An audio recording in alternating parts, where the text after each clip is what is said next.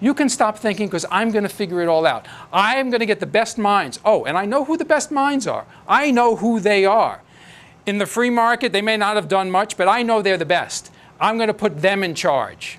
And everybody, we're going to have 10 people in a room or 30 people or whatever, because I know who these best people are. And they're going to tell everybody else what to do. They're going to have it all like on a spreadsheet. This is the plan for everybody. All you 300 million people with plans, too late. No good. It's our plan. You're going to work on this. You're going to work on that. You're going to do this. You're going to do that. You're going to marry him. You're going to marry him. It's all worked out. It's all worked out. The mentality of a tyrant. Oh, and he says about energy. We cannot drill our way out of the problem. We cannot drill our way out of the problem. So, why should I let people drill? It's not going to solve the problem. So, unless your efforts as an individual are somehow going to help the whole problem, we're not going to let you do it. Because it's the group, the state, the collective that counts. And it's like, freeing the slaves did not solve the South's economic problems. So, we really shouldn't have done it. We should not have freed the slaves because it did not solve the problem. If it does not solve the problem, we're not going to let anybody do it.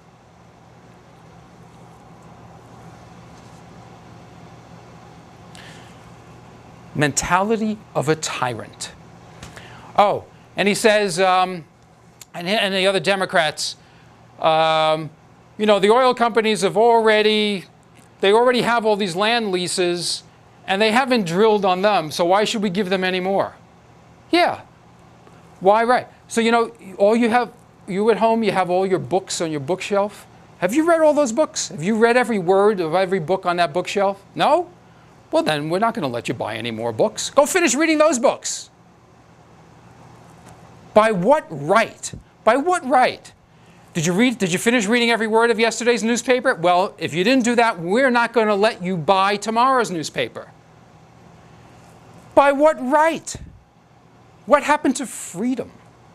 What happened to an individual's desire to drill or not drill on property or to choose where to do it? What happened to freedom? That doesn't even enter the picture anymore. We use 25% of the world's oil, but we only have only 3% of the world's oil reserves. So that's a problem. So in other words, because the rest of the world, never mind who discovered all that oil in the rest of the world and who actually owned it, how much of that was discovered by Americans and owned by Americans until countries in the Middle East nationalized it and in other places. Let's put that aside. But just because they have so many oil reserves, they don't know what to do with their oil, we shouldn't do anything with ours. Right? So in America uses 50% of the world's innovative ideas. But we only have 10% of the world's brains. 10% of the people. That's a problem. We have to cut back. How dare we use 50% of ideas, use our brains more when other people in the rest of the world aren't using their brains?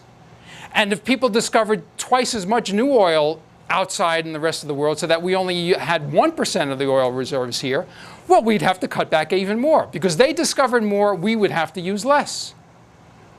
What a non sequitur.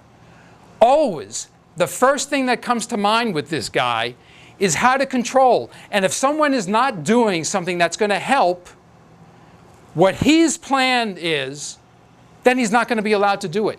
People need permission, according to this guy, to live their lives as they choose. By what right? By what right? And then he makes fun, people call this socialism. And, well, what is it? Yes, it is socialism. He says we are our brother's keeper. He says shared sacrifice, shared prosperity. From each according to his ability, to each according to his need. How is this not socialism? But they say, but this is what's been going on. This is what Bush is doing with the bailout. And that's true. But we have been moving to socialism for the past century. Back in 1913, when the income tax began, the opponents of the income tax said this is going to be socialism. People complained about Woodrow Wilson's policies because it was creeping socialism, even back to Teddy Roosevelt. We've had a mixture of capitalism and socialism for the past century, and we've been moving more and more and more and more to less capitalism, more socialism. And this new administration is going to be another step in that direction. So ironically, it's not really change, is it? It's more of the same. It's George Bush on steroids. It's George Bush on crack. That's what this policy is. And then, you know, the worst thing about all this, though, is this whole campaign about change. He's basically saying to all the people, you people are morons. I don't have to give you a policy. I don't have to give you ideas. I can give you these empty, vacuous slogans. Change, hope, appeals to emotion. Yeah, you know, and change, I got it. That's really good, very good. But you know, what does it mean? Oh, it's change we can believe in. Oh, now I got it. You know, when he just said change, I said, you know, it could be change we don't believe in. What is it? But now that he said change we believe in, now I got it. And it's change we need. Because it's not change we don't need. We don't need change we don't need. So now I get it.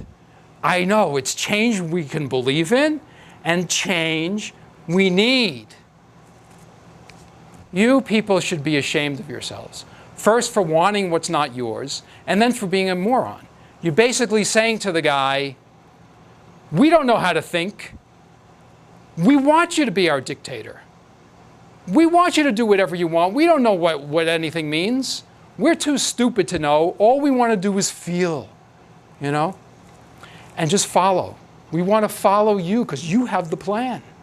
And we're going to stop doing any thinking, and we're going to let you do the plan to bring us together. You know, if it's like it's been written by a screenwriter who was given a task of saying, look, we have this character in this movie, he's the president. He's not really a main character, but we need him in the background to give a speech. And we have to have him not say anything that means anything. It's just got to be gobbledygook because we don't want to offend anybody. That's what Obama's speech is. 95% of the speeches is emptiness. This is our time. Change, blah, blah. And the other 5% is poison. 95% empty, 5% poison. Now, I've talked about socialism. What about the words fascism, Nazism?